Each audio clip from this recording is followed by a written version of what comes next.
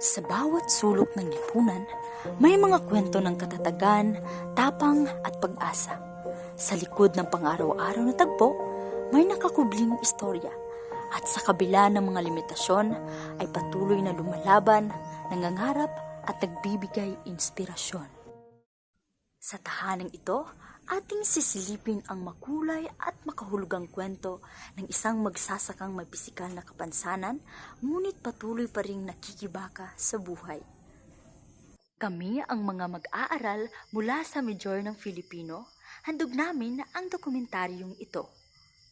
Tagyan no, kami di ay ang Philippine Major Second Year gikan sa CFCST.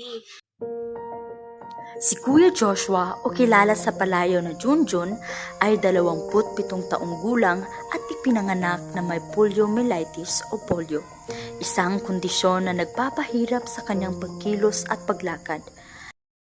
Sa kabila ng kanyang kondisyon, nagtapos siya ng senior high school sa mataas na paaralan ng Marciano Dahan. Ngunit sa kanyang paglalakbay, hindi siya ligtas sa panghuhusga. Elementary, high school, tawag ay nakakuha nga ito naman siya nakapatawag kay about sa mga bully-bully. Baliwala na sa akon kay dawat ko naman na alangan kay amo na yung akong sitwasyon. Pinatingnan siya ng kanyang pamilya sa ospital at sinubukang simentuhan ang kanyang binti upang makatulong. Ngunit sa kasamaang palad, hindi ito naging matagumpay. So sa imong pag-eskwela sa una diba senior high, ginasuportahan gid kasi imong mama, Oo. pamilya. Unsa imong ginatrabaho karon niya? Unsa imong ginabuhat sa imong pang-adlaw-adlaw nga pinagkuan? Unsa imong pangitaan, hanap buhay gid mo? Sa karon naman kami sa dra ko sa ako magulang draw patong sikat. Gap kami panggat ka mais.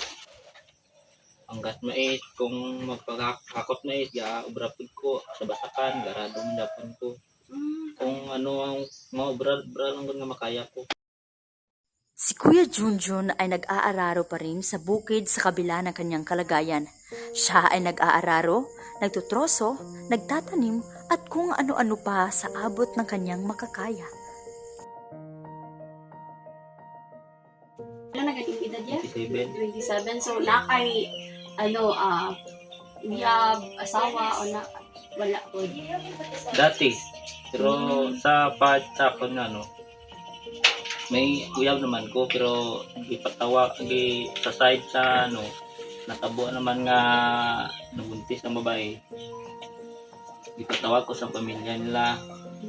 Oh, Aminado si pero Kuya Joshua ipatawag ko na nila, naranasan okay sila. niya ang pambubuli, tinutukso, Pero pinagtatawanan dapat dahil nila sa na kanyang kapansanan. isip tanaw na kung sila hindi nila ko dawat.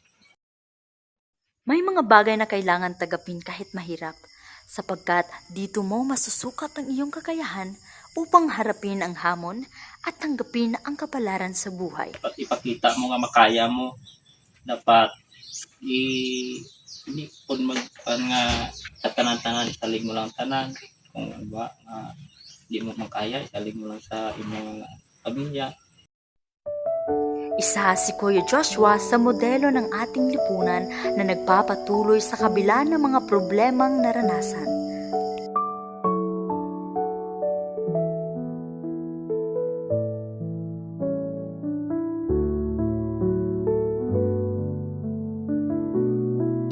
Kalisod laban lang yapon.